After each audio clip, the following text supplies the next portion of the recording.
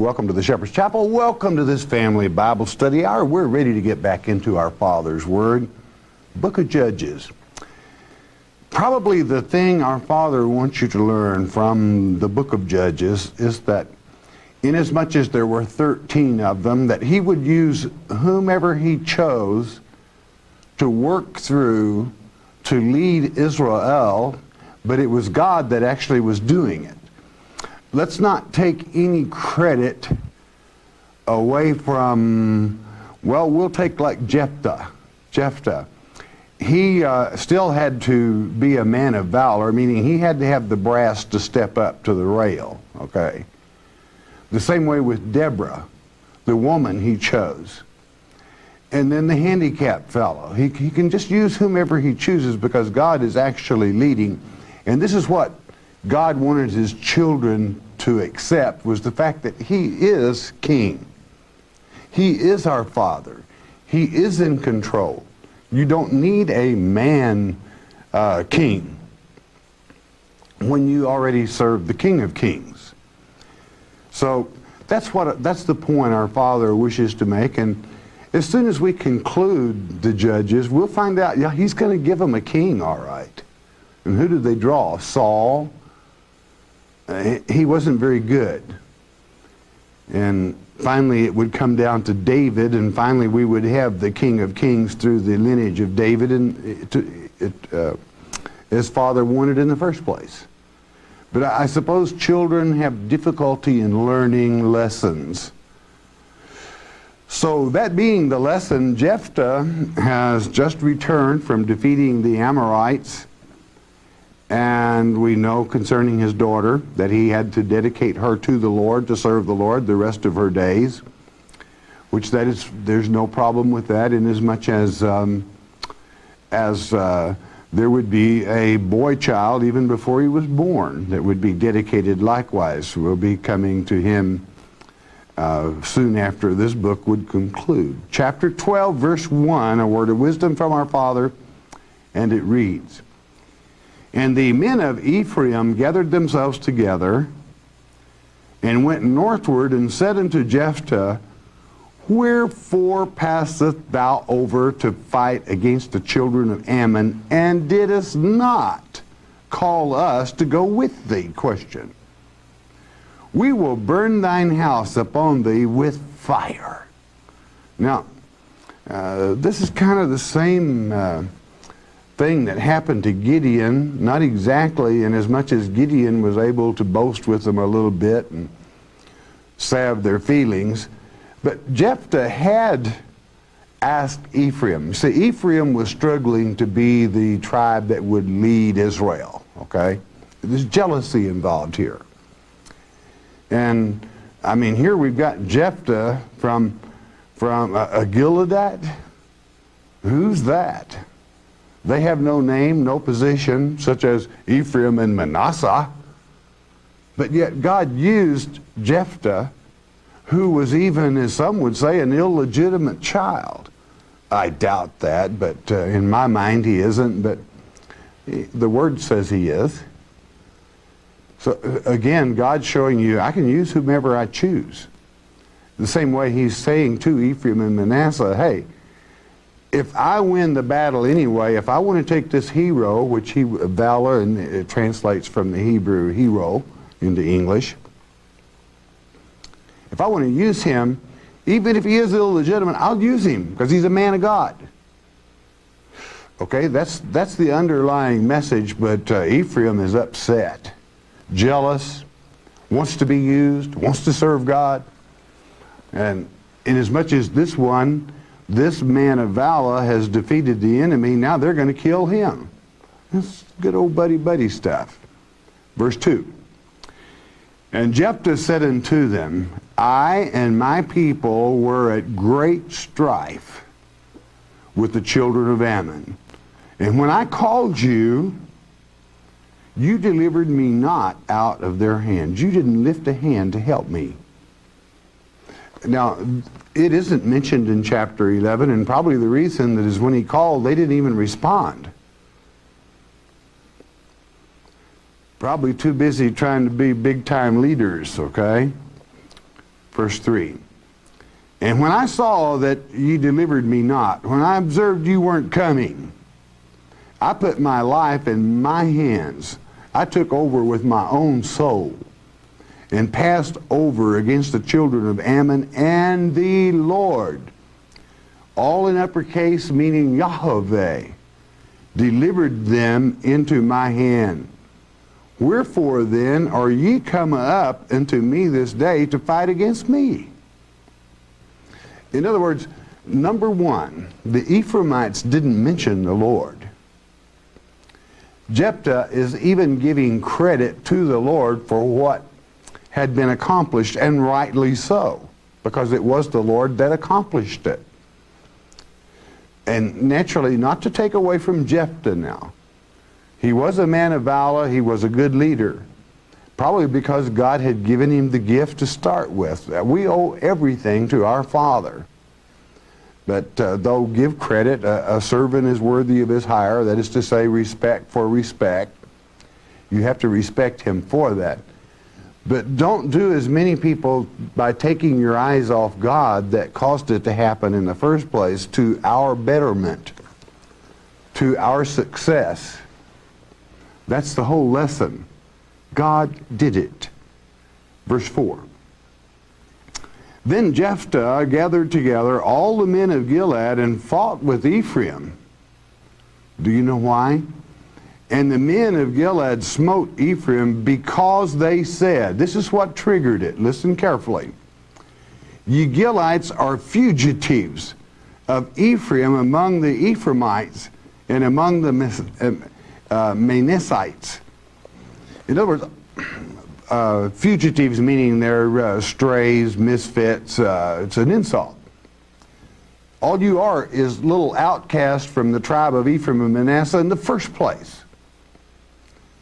This ticked them off. That would, Gilead was a great man. He had offspring, of who Jephthah was one by a particular person. They didn't consider themselves as vagabonds or fugitives. Now, probably this came from the fact that Jephthah had been driven away by his brothers, his half-brothers,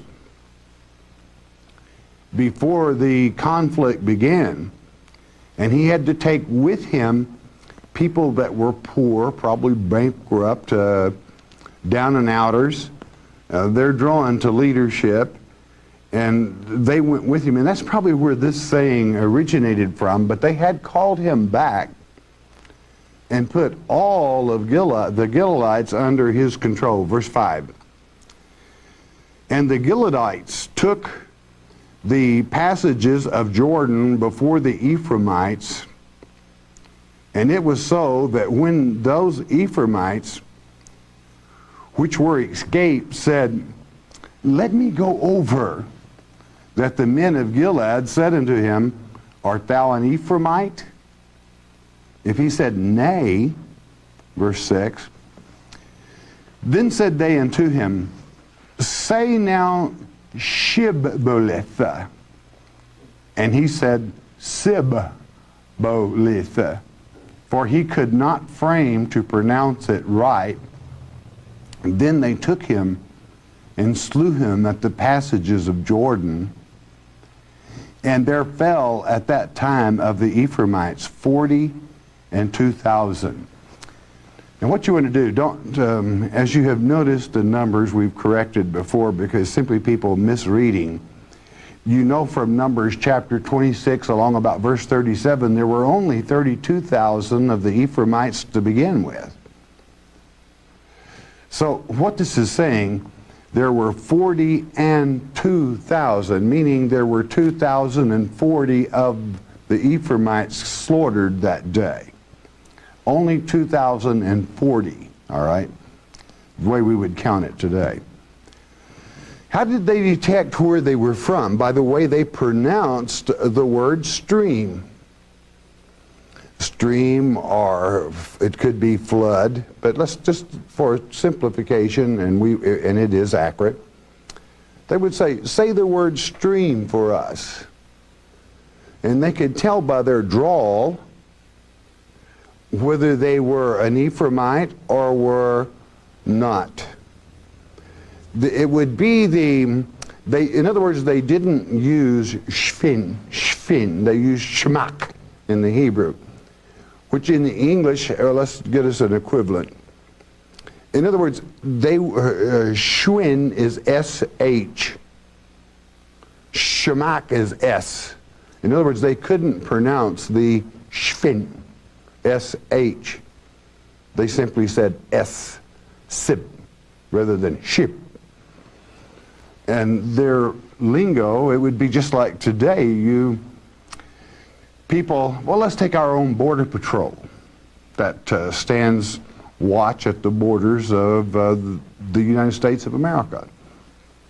What is their question when you drive through one of their checkpoints? They say, "Where are you from?" Because an experienced person can tell by the way you speak whether or not you are an American, basically, by your dialect. And so that's why you never want to start fooling around and mispronouncing things at a time like that. But that's what it goes by. They know the way you pronounce it, where you're from, basically. If you say, "Well, I'm from Arkansas," they say, "Yep, that old boy's from Arkansas, all right." And somebody goes through there saying, "I'm an Arkansan," they'd probably lock him up, all right? I jest. Point made. It's whether you say you all or all. All right, that gets you through always, all right?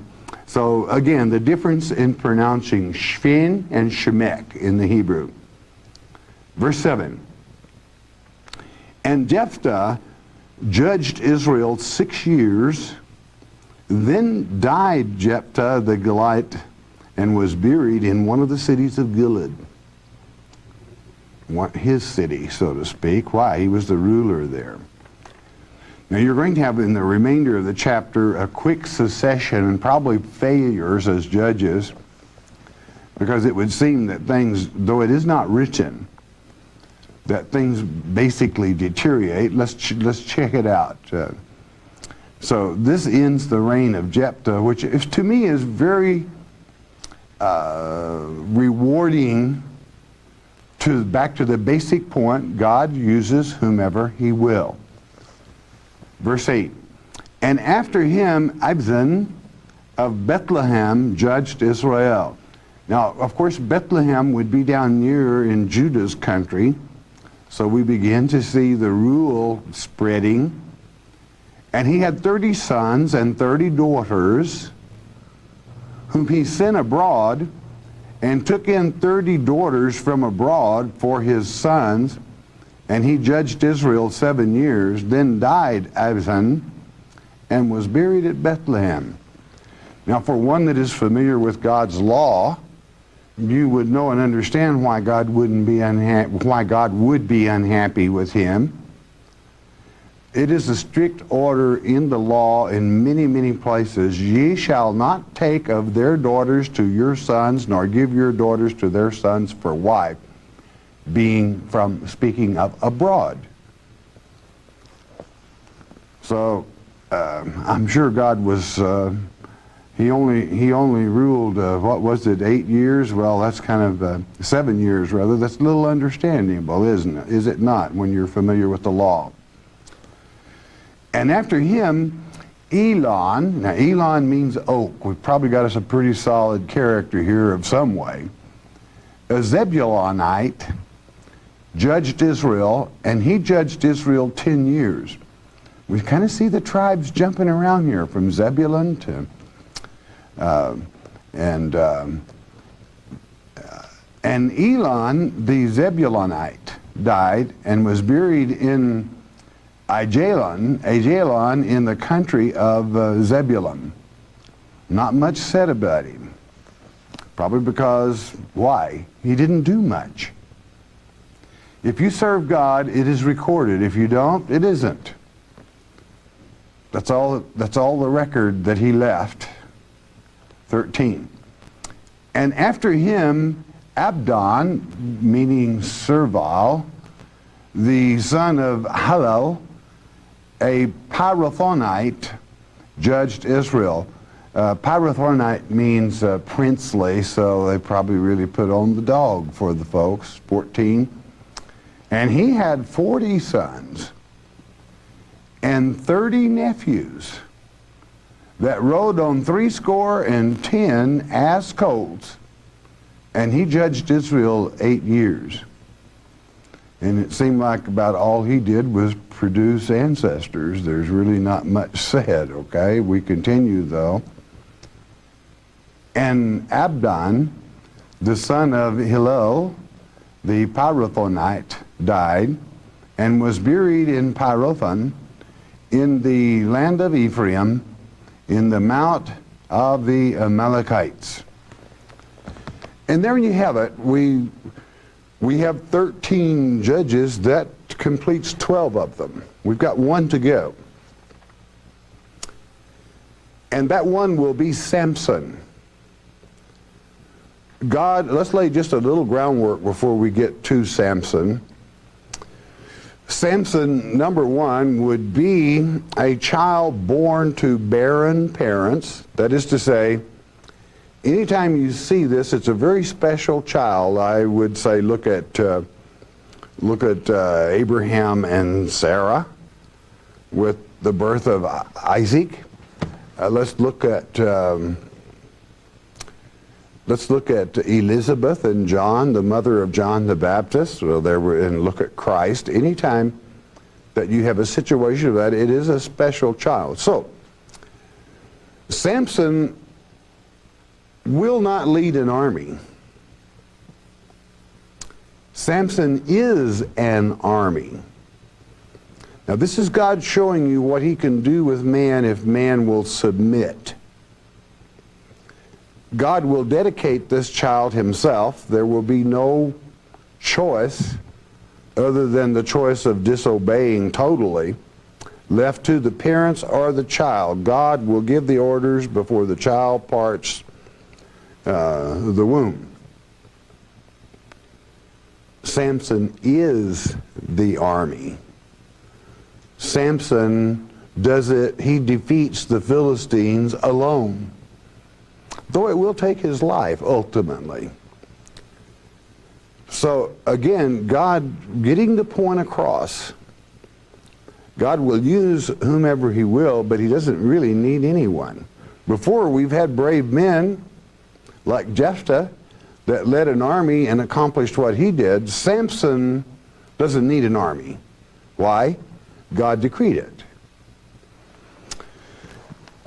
Just some thoughts that many of you might say, well, I'm one little person. I don't know if I could make a difference. Well, if I were you, I would never have said that to Samson, because he was only one person.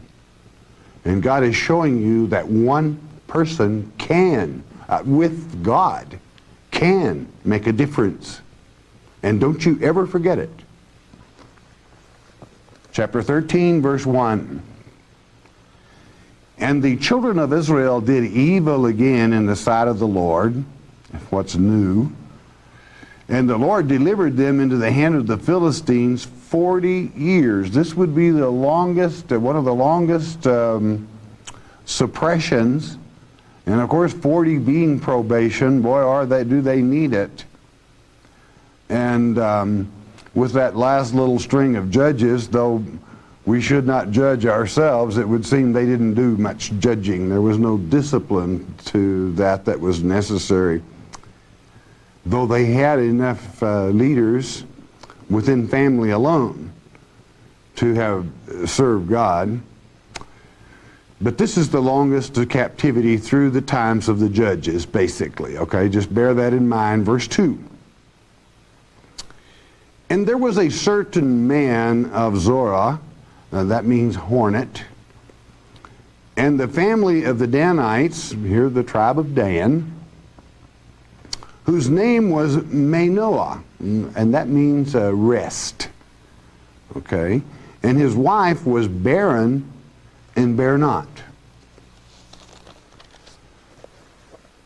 Verse 3. And the angel of the Lord appeared unto the woman and said unto her, Behold, now thou art barren, and bearest not, but thou shalt conceive and bear a son. Now, did the angel appear to the man? No. The angel of God, the angel of the Lord, the angel of Yahweh, which is to say, probably an oversimplification, but it gets the thought of the actual meaning across, is that it was the very personal angel of the Lord, meaning the Lord's presence. Now, therefore, beware. This word beware probably doesn't, it means be very careful. Be very astute to follow orders, because I'm going to give you some orders. That's what the word beware means. Be careful. I pray thee, and drink not wine nor strong drink, and eat not any unclean thing. In other words, you take care of your health very good. And that was the first thing. Verse 5. For though thou shalt conceive and bear a son, and no razor shall come on his head, for the child shall be a Nazarite. That means having taken, he wouldn't be taking the vow of a Nazarite. God is putting it upon him, no choice. Unto God from the womb. And he shall begin to deliver, to save Israel out of the hand of the Philistines. Again, not an army, one little old baby. One little old baby under the vow of a Nazarite, meaning he could never shave while under that vow or cut his hair. And as you know the story of Samson, that would be his downfall, that he would let this secret slip, that he could never cut his hair. That's where his strength came from. God uses a very divine influx of power here with Samson that is not necessarily natural, but is factual, inasmuch as our God can do whatever he chooses to a leader or one he decides to use. And these things were very important to her to follow to the letter. Be very careful that you do it exactly this way. Now, naturally, the word Nazarite means one separated. And usually, naturally, in this case, separated into God's service. All right? When you take the vow of a Nazarite, and it's not something I advise, certainly, I say to you, follow the Nazarene. By following the Nazarene, that I mean INR, that is to say, follow Jesus Christ. That is a separation also, to a degree. Verse 6.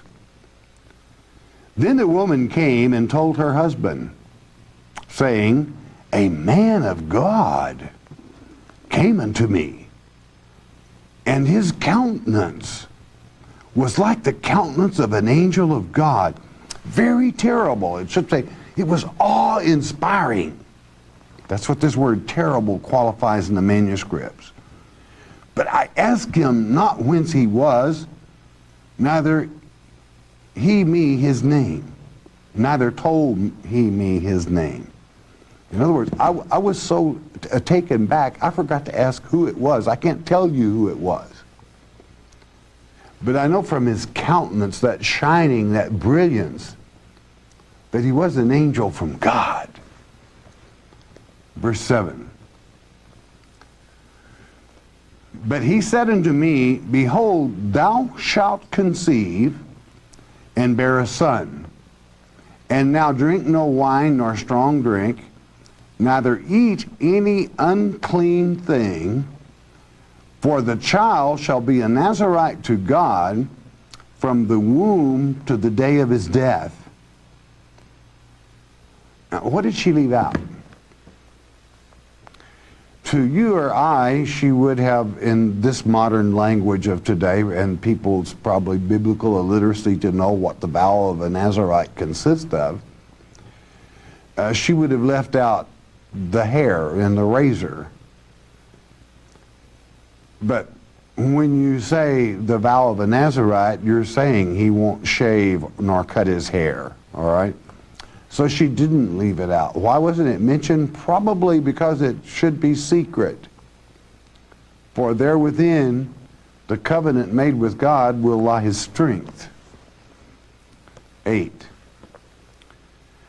Then Manoah entreated the Lord and said, O my Lord, let the man of God which thou didst send come again unto us.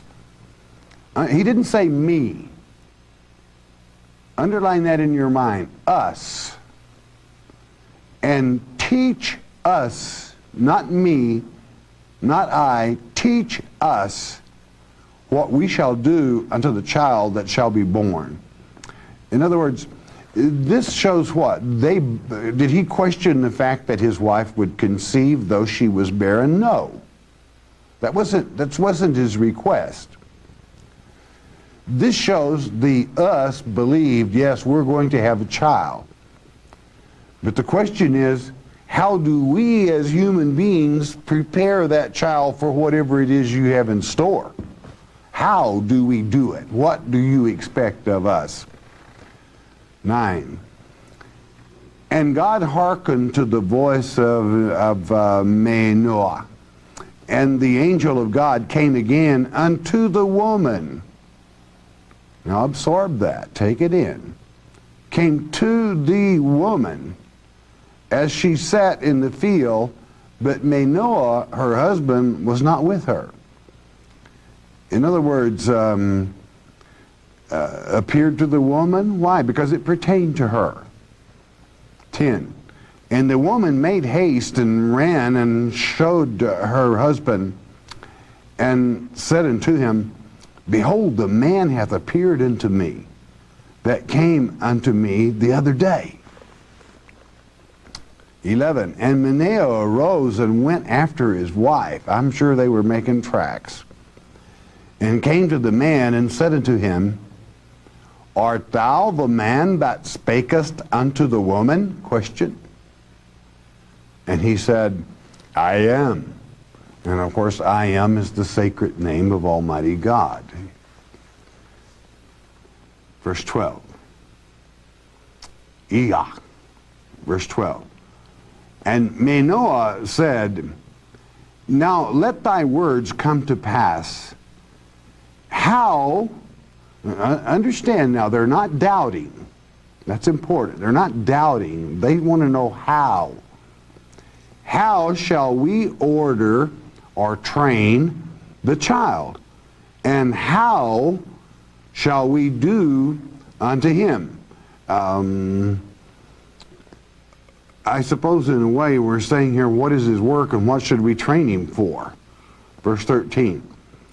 And the angel of the Lord said unto Manoah, Of all that I said unto the woman, let her beware. Again, why? It pertains to the woman.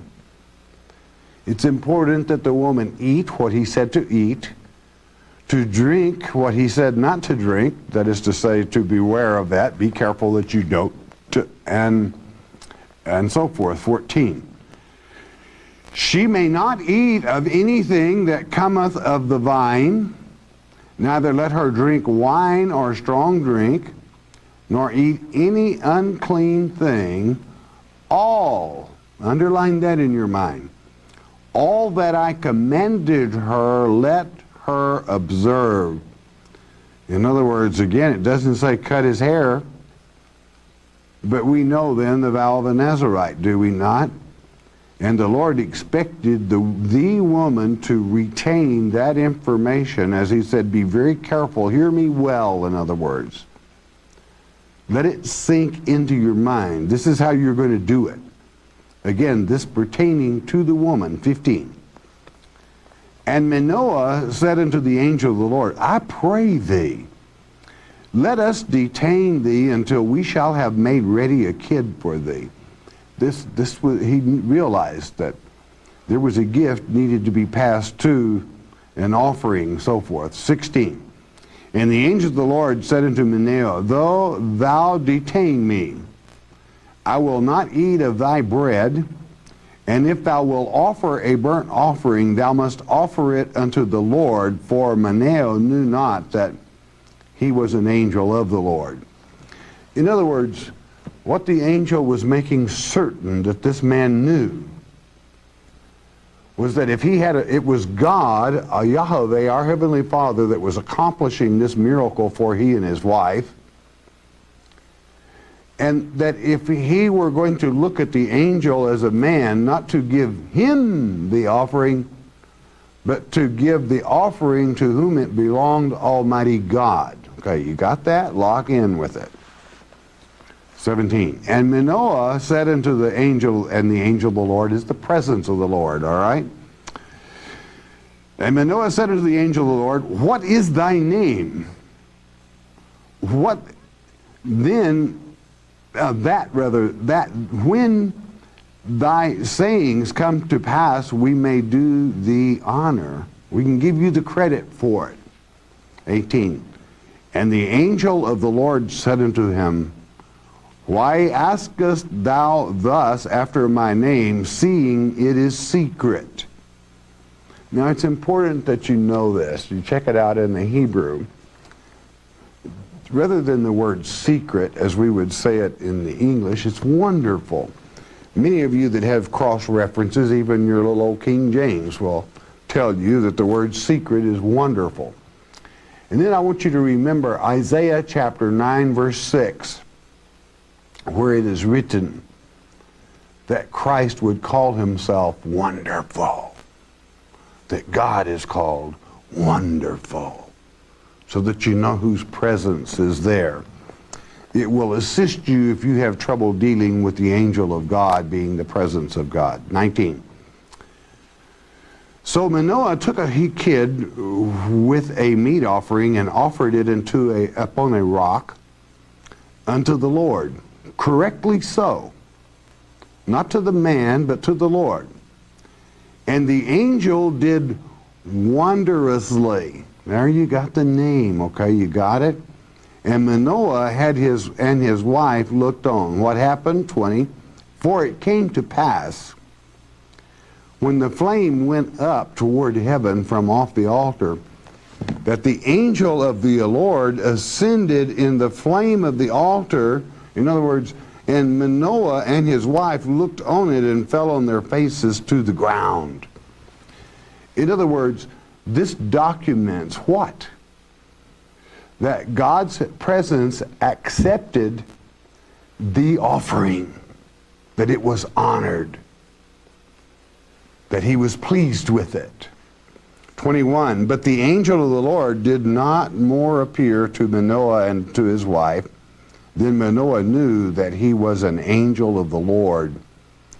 22, and Manoah said unto his wife, we shall surely die because we have seen God. Now this is just old folklore that when someone sees God, they must die.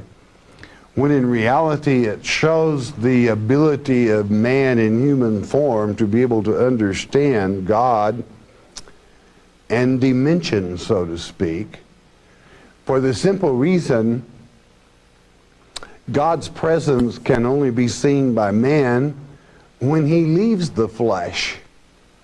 I'm talking about visibly seeing. You've got to be in the spiritual body, for as it is written in 1 Corinthians chapter 15, verse, 50? I think so. Flesh and blood cannot enter the kingdom of heaven, and wherever God is, that's heaven, meaning you can't see God. You can't enter, you can't see. Why? It's a different dimension. So there you have it. So the man need not worry. You know, no one is going to die because they see God's presence. For if you have seen the Son, you have seen the Father. Understand dimensions. So, we'll pick this up in the next lecture. We're talking about the birth of Samson. I suppose I could say a one-man army of gods, chosen by God before he would part the womb to accomplish that would God have him accomplish, to teach a lesson to the generations then, to the generations since then, and to the generation of today and tomorrow, that God is in control.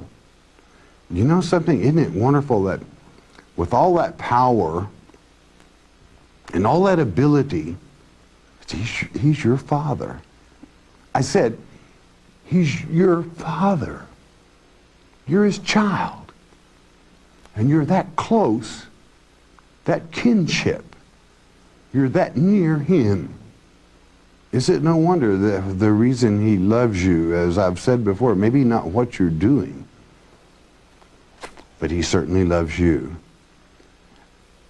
It is best to learn the lessons of our Father well, whereby you do not repeat these slipping away in your daily life, whereby you are blessed by God with the fruits of the world even today, because you are his child, by knowing his promises and by claiming them.